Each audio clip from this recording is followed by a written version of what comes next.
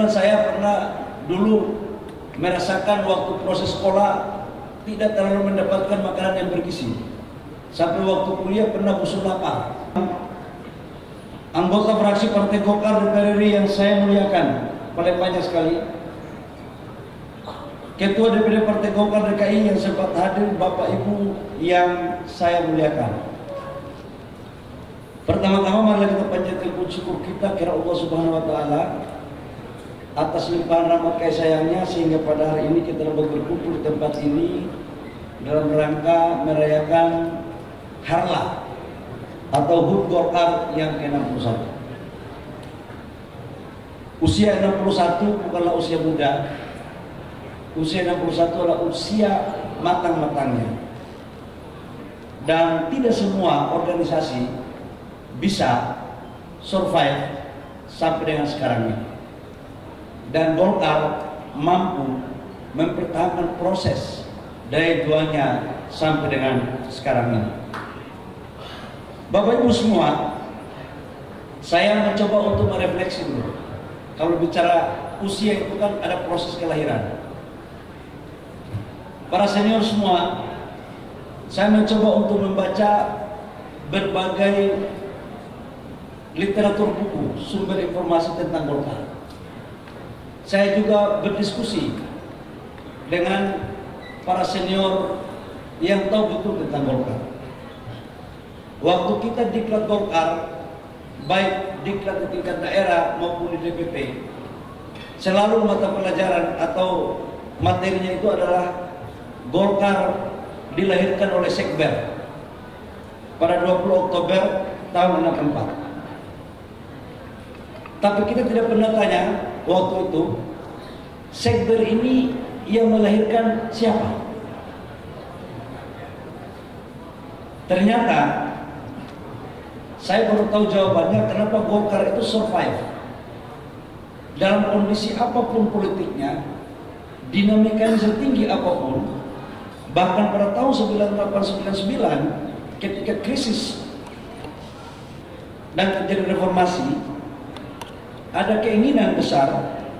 Juga salah satu tuntutan waktu itu adalah adanya aspirasi sekelompok masyarakat yang menginginkan juga Partai Golkar harus berakhir.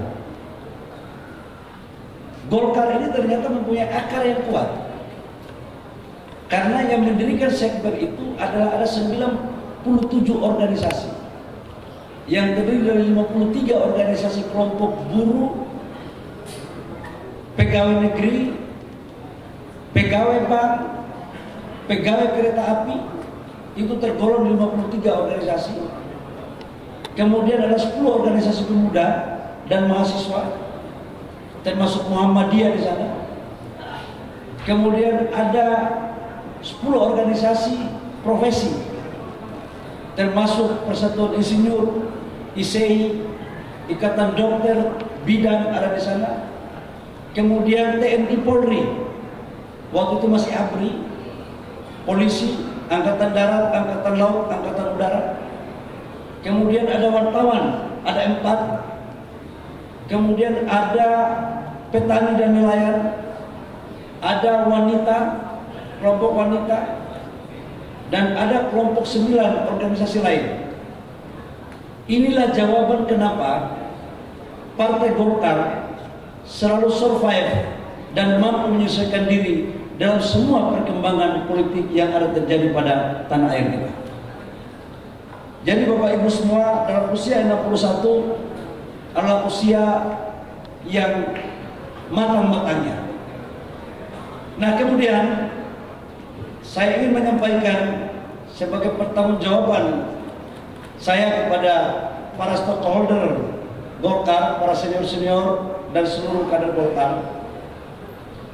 Kami dalam kepengurusan ini sudah masuk dalam 1 tahun 2 bulan. Saya terpilih tanggal 19 Agustus 2024. SK kami keluar tanggal 23 Agustus. Begitu selesai keluar SK, kami menghadapi pesta demokrasi tentang pilkada. Pilkada adalah sebuah fase pertama bagi kami sebagai pengurus 2024 untuk menentukan arah perjuangan politik Partai Golkar. Dari target kita di pilkada kemarin sebesar 60% target tahun kemenangan, alhamdulillah kemarin terakhir pilkada di PSU Provinsi Papua kita menang, maka target 60% alhamdulillah tercapai dari seluruh kabupaten kota. Ini ujian berat bagi kepengurusan kali ini, karena begitu selesai mendapat SK, menandatangani semua rekomendasi untuk calon kepala daerah, dan kemudian kita ikut berjuang. Tahap berikut adalah konsolidasi. Sebagaimana yang pernah dilakukan oleh para senior dan kelaziman di Partai Golkar, begitu selesai Munas harus dilakukan konsolidasi. Konsolidasi kita lakukan di tahun ini harus menyelesaikan konsolidasi di tingkat provinsi dan kabupaten. Alhamdulillah dari 38 provinsi atau DPD 1, kita targetkan di bulan Oktober ini selesai minimal 25 DPD 1, dan November harus selesai tanpa ada alasan apapun. Jadi kita musnah November semua selesai. Sudah barang tentu dalam dinamika musda pasti ada dinamika pergerakan. Partai Golkar adalah partai yang sangat dinamis. Partai Golkar adalah partai yang sangat menghargai proses demokrasi, dan karena itu setiap proses pergantian kepemimpinan di tubuh Partai Golkar untuk tingkat DPD 1 semuanya lewat musda. Dan musda tidak pernah dibawa ke DPP, karena sebagai mantan bendahara umum DPD Partai Golkar daerah merasa bahwa konsolidasi tingkat pengambilan keputusan tertinggi tingkat daerah adalah di daerah, bukan di Jakarta. Karena itu kita harus kembalikan hakikat demokrasi itu ada pada daerah ketika dilakukan musda-musda. Setelah musda provinsi juga akan dilakukan dengan musda-musda kabupaten.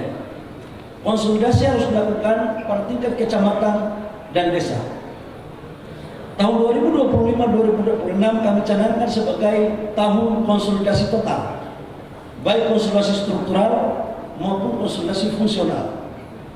Karena tidak ada sebuah partai yang hebat dimanapun yang survive dan mampu mempertahankan positioningnya harus semuanya lewat konsolidasi.